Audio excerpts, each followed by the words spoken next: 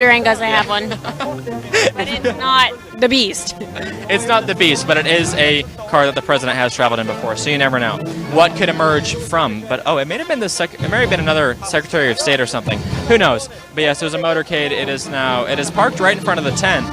So if anybody gets out that we recognize, we'll be sure to let you know.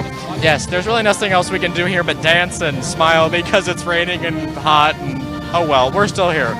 So donate so we can get umbrellas, as we said. But yes, it's great to be here. We just didn't. We weren't allowed to bring them in. Despite the inclement weather, we are still here, bringing you guys uninterrupted live coverage of what will soon be President Trump's remarks. In under 45 minutes from now, President Donald J. Trump will take the stage here at the Salute to America event on the steps of the Lincoln Memorial in our nation's capital, Washington, D.C. The National Mall is packed. Go over to our Instagram at RSB Network to check out pictures and videos of the the helicopter's going over again, to check out pictures and videos of the National Mall to see just how packed it is. That was a couple hours ago, and it's just gotten fuller from there. As you can see, the standing room only area has gotten pretty packed too. The press risers are packed. People on both sides of us are packed. That bulletproof Suburban is now backing into a tent, and there's Secret Service surrounding it. So I don't know. Maybe somebody got out and they're now pulling away. We're not really sure who it is. I can't quite tell. Yeah, it is, but you can see the bulletproof Suburbans have a very distinct look. The windows are a lot smaller. The glass is like a different tint because it's so thick. But yes. Tell me what that is. What? On the corner. Oh, that's a weather thing. That tracks wind speed and moisture and all that jazz. We can tell you, we're basically a weather station. We can tell you it is wet. There's a 30% chance it's raining. There was a 30% chance, and that 30% chance became 100%. As you can see, we're having quite fun here because there's nothing else we can do, but we appreciate you guys tuning in. We appreciate your guys' continued support. And the people next to us are going to do a live shot, so we're going to step off camera for just a second so we don't interrupt them as we want to get along with all our fellow members of the press. So we'll just give you a nice live shot of the current surroundings of the podium, of the people standing behind it, the band or orchestra.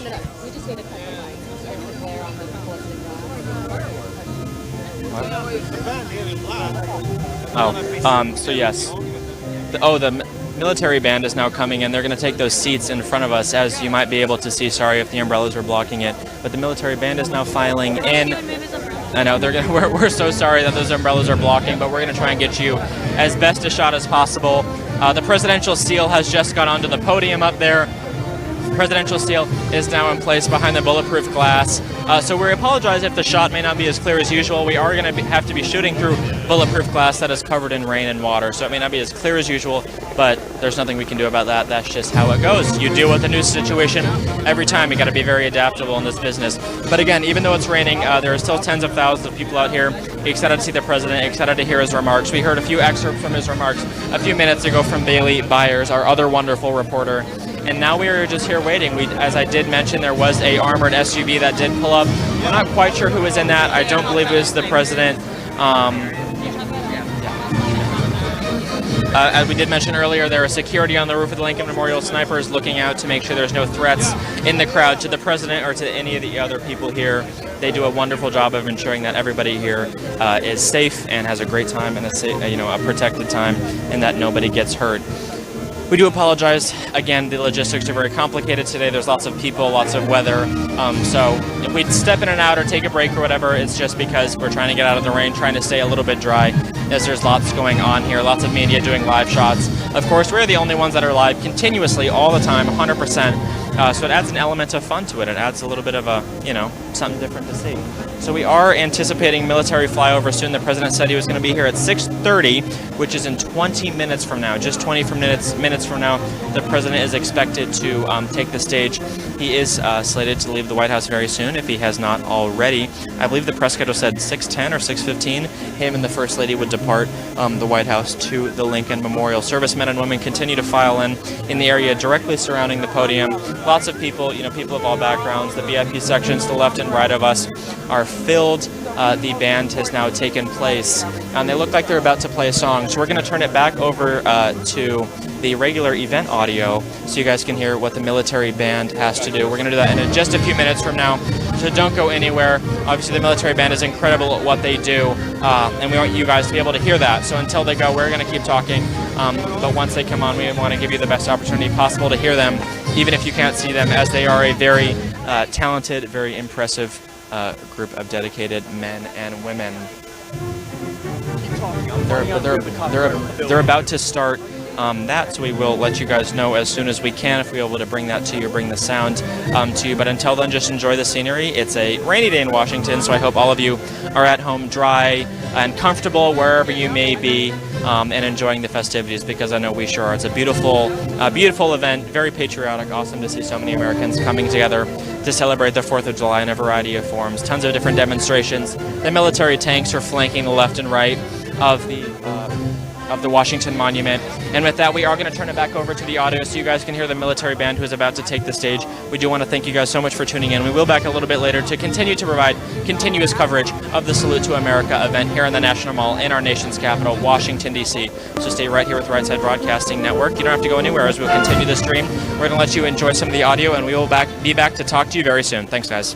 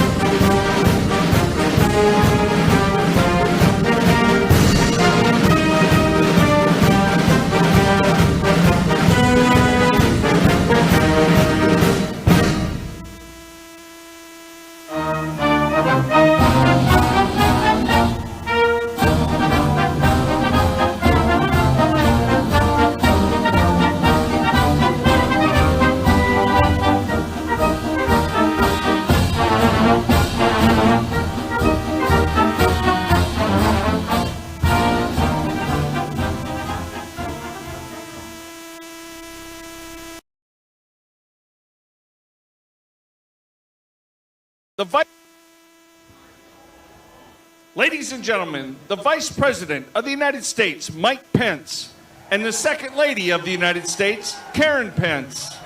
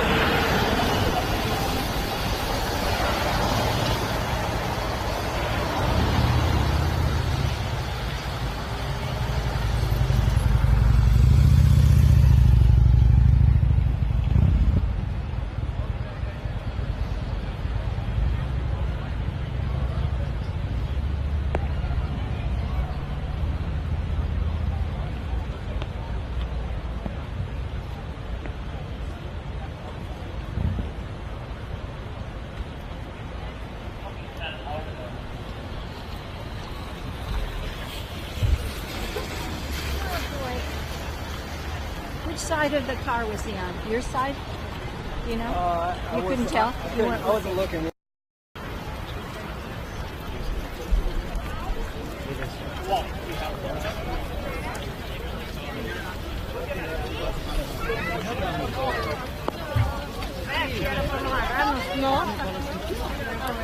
Yep.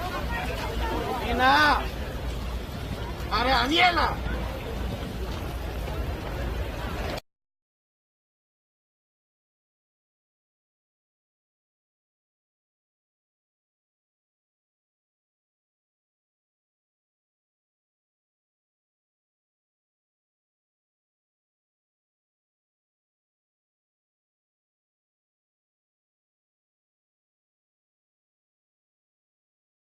But usually one is back up one. For some reason, something happens. So you guys are going to find something worse happens. Something happens.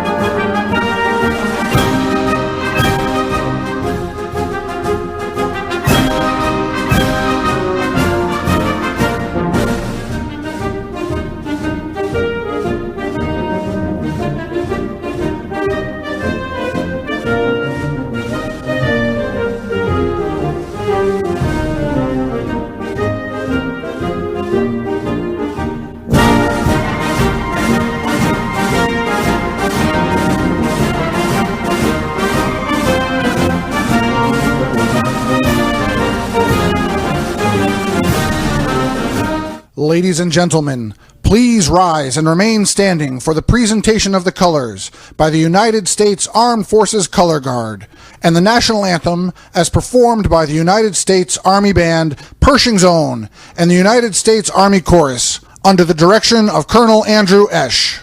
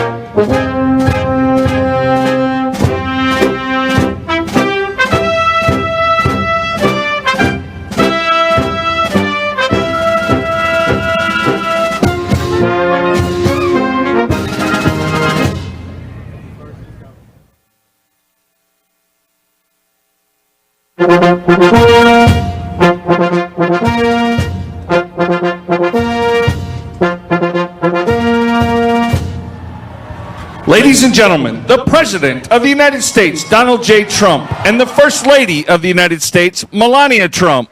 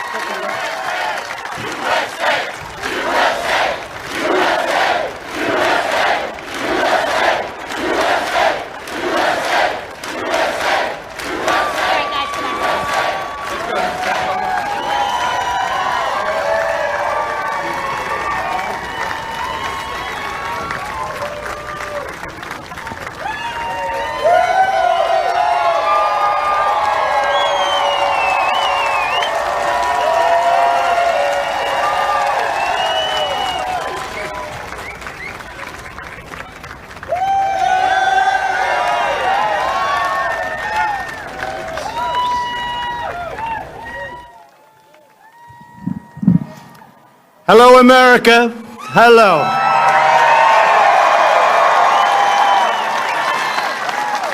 The First Lady and I wish each and every one of you a happy Independence Day on this truly historic 4th of July. Today we come together as one nation with this very special salute to America.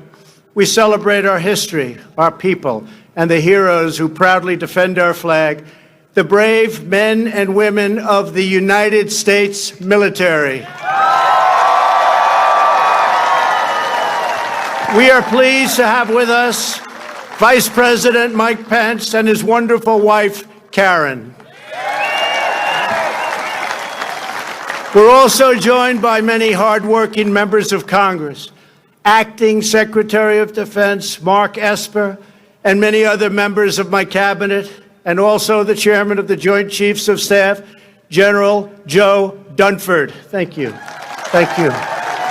Thank you. Lieutenant General Daniel Hawkinson of the National Guard, and distinguished leaders representing each branch of the United States Armed Forces, the Army, Navy, Air Force, Coast Guard, Marines, and very soon, the Space Force.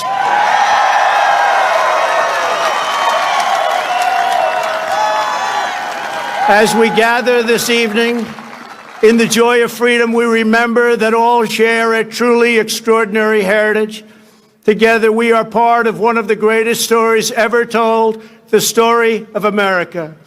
It is the epic tale of a great nation whose people have risked everything for what they know is right and what they know is true. It is the chronicle of brave citizens who never give up on the dream of a better and brighter future. And it is the saga of 13 separate colonies that united to form the most just and virtuous republic ever conceived. On this day, 243 years ago, our founding fathers pledged their lives, their fortunes, and their sacred honor to declare independence and defend our God-given rights.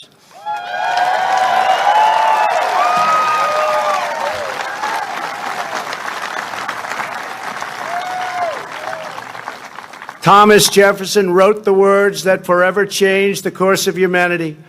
We hold these truths to be self-evident, that all men are created equal, that they are endowed by their Creator with certain unalienable rights, that among these are life, liberty, and the pursuit of happiness.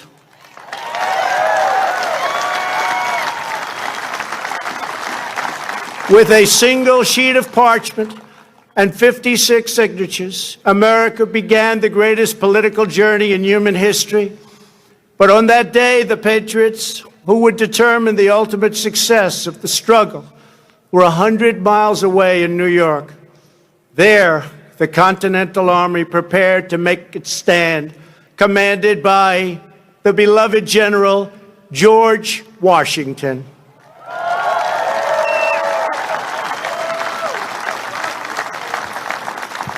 As the delegates debated the Declaration in Philadelphia, Washington's army watched from Manhattan as a massive British invading fleet loomed dangerously across New York Harbor. The British had come to crush the revolution in its infancy. Washington's message to his troops laid bare the stakes. He wrote, "The fate of unborn millions will now depend under God on the courage and conduct of this army. We have therefore to resolve to conquer or die."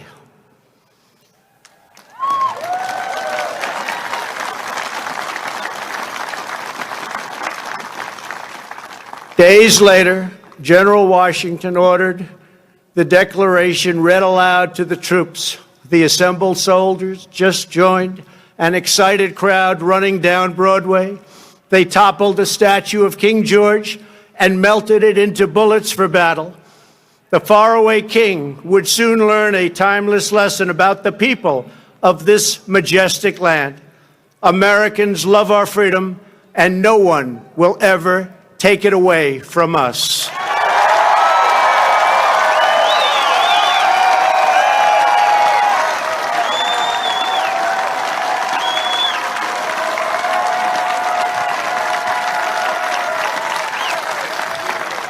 That same American spirit that emboldened our founders has kept us strong throughout our history. To this day, that spirit runs through the veins of every American patriot. It lives on in each and every one of you here today. It is the spirit, daring and defiance, excellence and adventure, courage and confidence, loyalty and love that built this country into the most exceptional nation in the history of the world. And our nation is stronger today than it ever was before. It is its strongest now.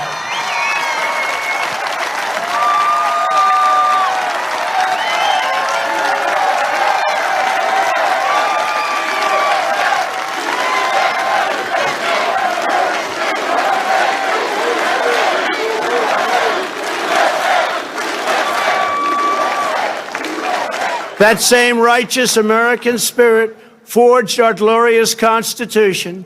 That rugged American character led the legendary explorers Lewis and Clark on their perilous expedition across an untamed continent. It drove others to journey west and stake out their claim on the wild frontier. Devotion to our founding ideals led American patriots to abolish the evil of slavery, secure civil rights, and expand the blessings of liberty to all Americans.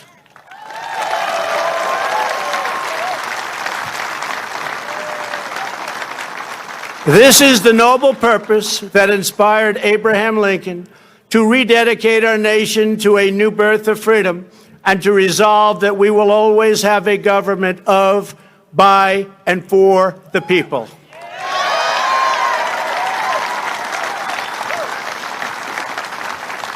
Our quest for greatness unleashed a culture of discovery that led Thomas Edison to imagine his light bulb, Alexander Graham Bell to create the telephone, the Wright brothers to look to the sky and see the next great frontier. For Americans, nothing is impossible.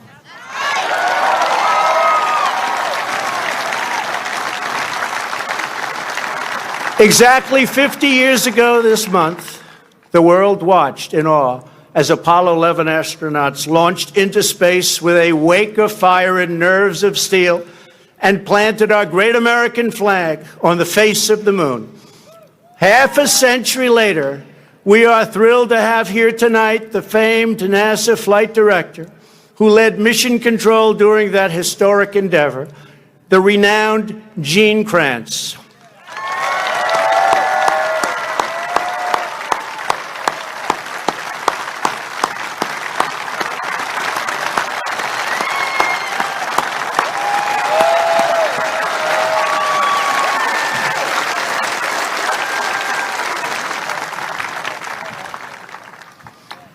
Gene, I want you to know that we're going to be back on the moon very soon, and someday soon we will plant the American flag on Mars. It's happening, Gene. It's happening. Our nation's creativity and genius lit up the lights of Broadway and the sound stages of Hollywood. It filled the concert halls and airwaves around the world with the sound of jazz, opera, country, rock and roll, and rhythm and blues. It gave birth to the musical, the motion picture, the Western, the World Series, the Super Bowl, the skyscraper, the suspension bridge, the assembly line, and the mighty American automobile. It led our citizens to push the bounds of medicine and science to save the lives of millions. Here with us this evening is Dr. Emanuel Freireich. When Emanuel began his work, 99% of children with leukemia died. Thanks largely to Dr. Freireich's breakthrough treatments, currently 90% of those with the most common childhood leukemias survive. Doctor, you are a great American hero. Thank you.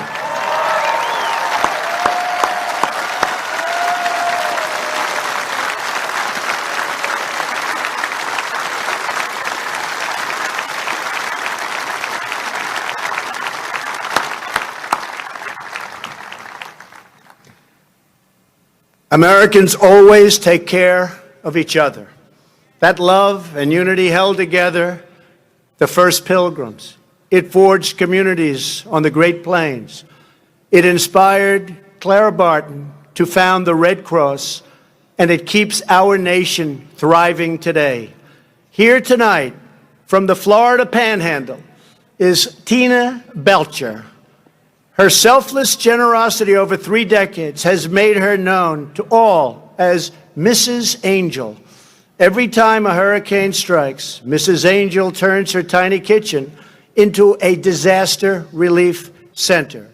On a single day after Hurricane Michael, she gave 476 people a warm meal. Mrs. Angel, your boundless heart inspires us all. Thank you.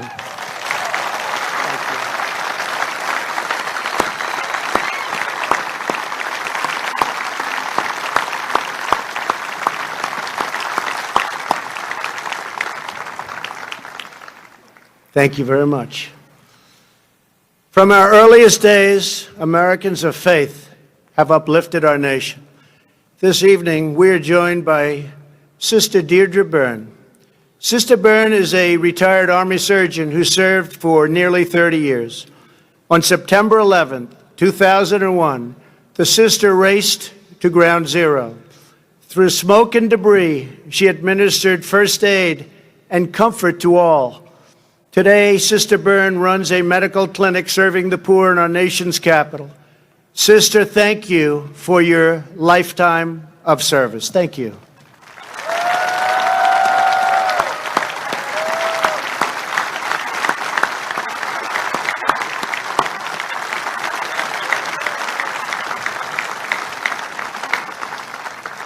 Our nation has always honored the heroes who serve our communities.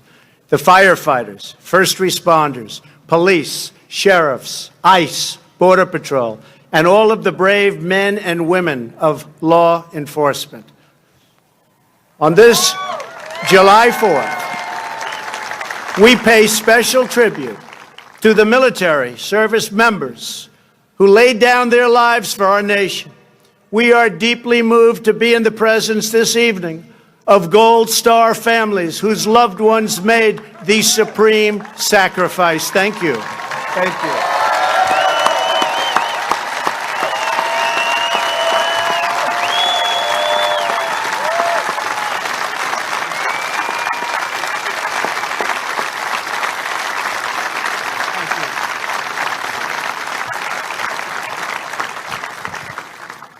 Thank you very much. Throughout our history, our country has been made ever greater by citizens who risked it all for equality and for justice. 100 years ago this summer, the women's suffrage movement led Congress to pass the constitutional amendment giving women the right to vote.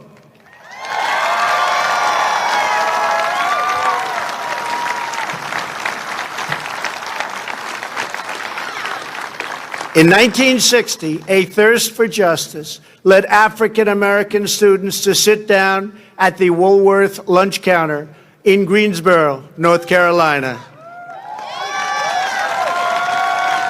It was one of the very first civil rights sit-ins, and it started a movement all across our nation. Clarence Henderson was 18 years old when he took his place in history. Almost 6 decades later, he is here tonight in a seat of honor. Clarence, thank you for making this country a much better place for all Americans.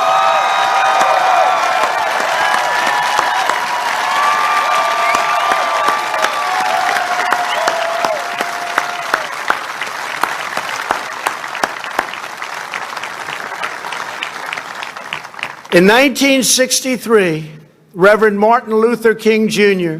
stood here on these very steps and called on our nation to live out the true meaning of its creed and let freedom ring for every citizen all across our land.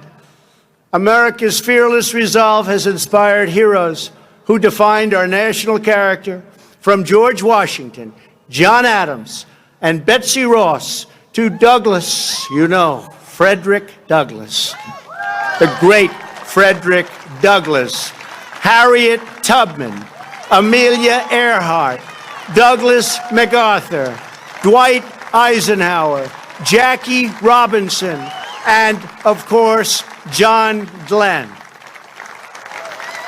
It has willed our warriors up mountains and across minefields. It has liberated continents, split the atom, and brought tyrants and empires to their knees. Here with us this evening is Earl Morse. After retiring from the Air Force, Earl worked at a VA hospital in Ohio. Earl found that many World War II veterans could not afford to visit their memorial on the National Mall. So Earl began the very first honor flights that have now brought over 200,000 World War II heroes to visit America's monument. Earl, thank you. We salute you. Thank you.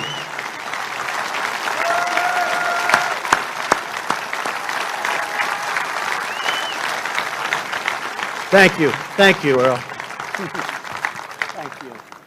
Thank you. Our warriors from a hallowed roll call of American patriots running all the way back to the first souls who fought and won American independence. Today, just as it did 243 years ago, the future of American freedom rests on the shoulders of men and women willing to defend it. We are proudly joined tonight by heroes from each branch of the U.S. Armed Forces, including 3 recipients of the Congressional Medal of Honor. Thank you.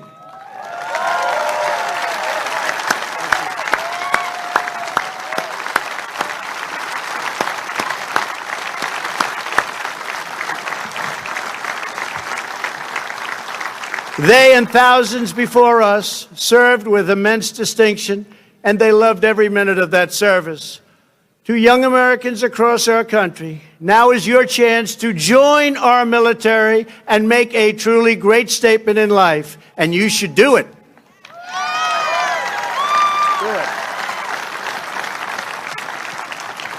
We will now begin our celebration of the United States Armed Forces, honoring each branch's unique culture, rich history, service song, and distinct legacy. I invite Acting Secretary, please, Mark Esper, Secretary of Defense, and Chairman Dunford, Head of the Joint Chiefs of Staff, please join me.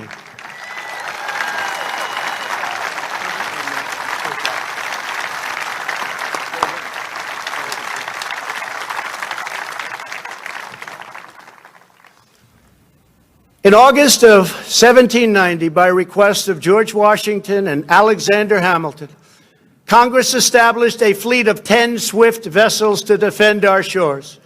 These revenue cutters would fight pirates, stop smugglers, and safeguard our borders. They are the ancestors of our faithful Coast Guard.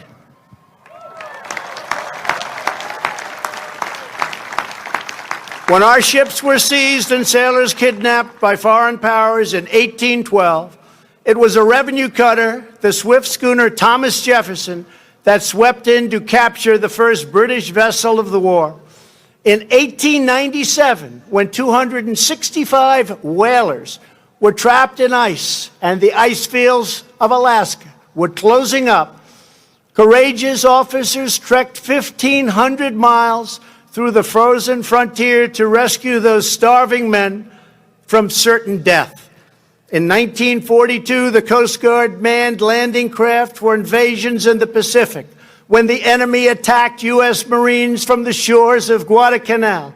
Coast Guard Signalman First Class Douglas Munro used his own boat to shield his comrades from pounding gunfire. Munro gave his life. Hundreds of Marines were saved. As he lay dying on the deck, his final question embodied devotion that sails with every Coast Guardsman. Did they get off? On D-Day, the Coast Guard's famous Matchbox fleet served valiantly through every hour of the greatest amphibious invasion in the history of our country. One coxswain said the water boiled with bullets like a mud puddle in hailstorm, but still the Coast Guard braved death to put our boys on Utah and Omaha beaches.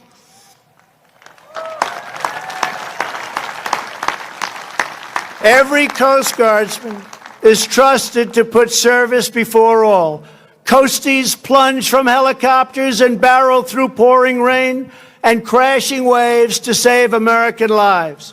They secure our borders from drug runners and terrorists in rough seas, at high speeds. Their sharpshooters take out smugglers' engines with a single shot. They never miss. When the red racing stripes of a Coast Guard vessel break the horizon, when their chopper blades pierce the sky, those in distress know that the help is on their way, and our enemies know their time has come.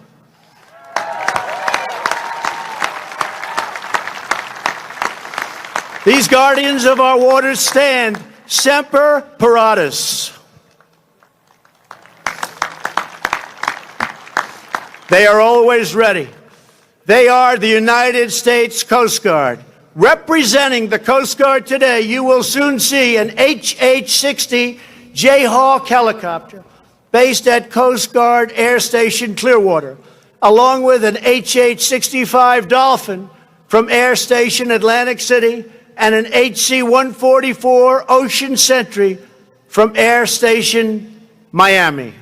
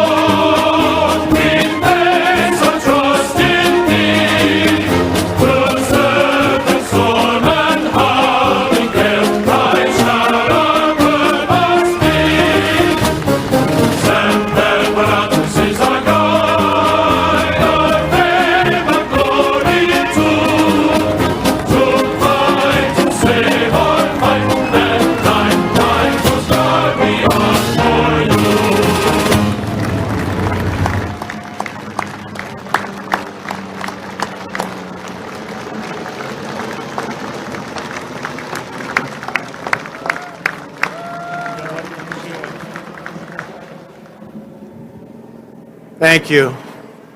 Thank you to the Coast Guard.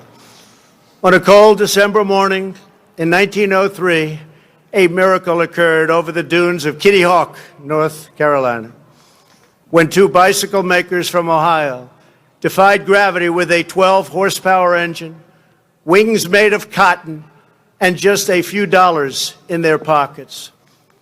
Just 6 years later, America was training its first pilots to take these magnificent machines up and over the field of battle.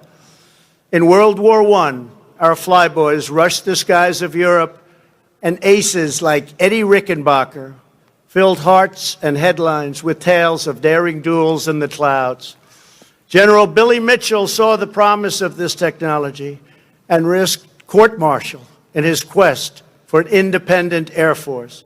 He was proven right when empires across the oceans tried to carve up the world for themselves, and America stood in the way. We wouldn't let it happen.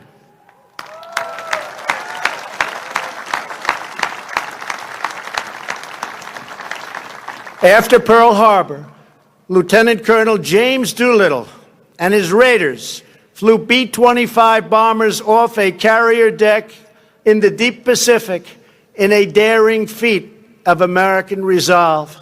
And as President Roosevelt said, the Nazis built a fortress around Europe, but they forgot to put a roof on it.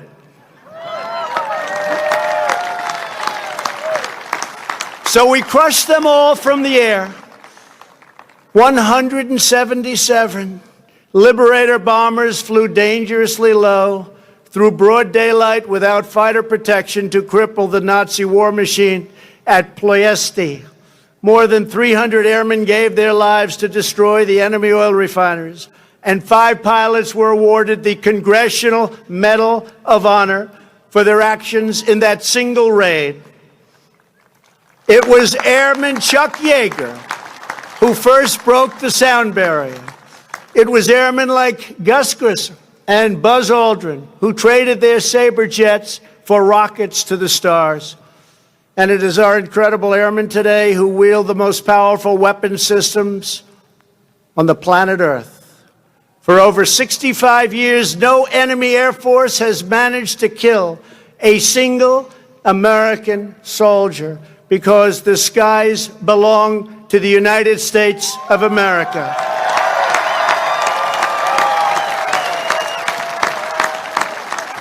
No enemy has attacked our people without being met by a roar of thunder and the awesome might of those who bid farewell to earth and soar into the wild blue yonder.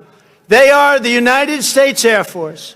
Representing the Air Force, you will soon see beautiful, brand new F-22 Raptors from Langley Air Force Base in Virginia, and one magnificent B-2 stealth bomber from Whiteman Air Force Base in Missouri.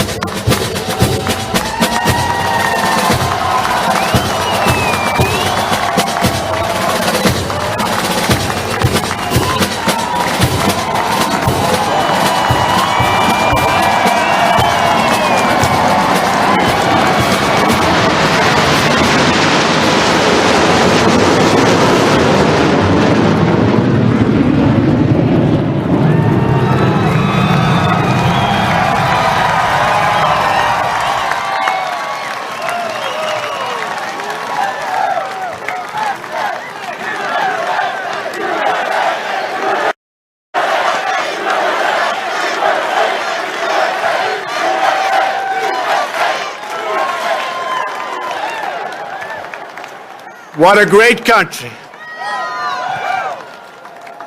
In October of 1775, the Continental Congress ordered the construction of 2 swift sailing vessels, each carrying 10 cannons and 80 men to sail eastward. Our young fleet tested their sea legs against the most powerful navy the world has ever seen. John Paul Jones, America's first great naval hero, said, "I wish to have no connection with any ship that does not sail fast, for I intend to go in harm's way." He got his wish many times when his ship was shot into pieces off the coast of England by a British vessel and her 4 dozen guns. When demanded to surrender, Jones very famously declared, "I have not yet begun to fight,